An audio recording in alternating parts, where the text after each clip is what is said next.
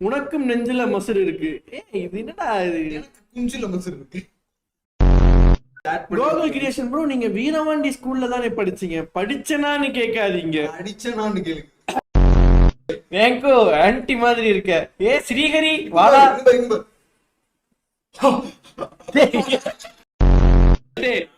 Collect அபி collect வருத்தப்படக்கூடாது. Collect.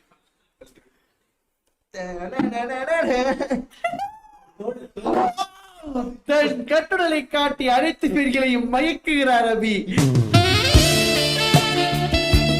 Daily இவனை இப்படி வச்சு லைவ் போடல தம்பி.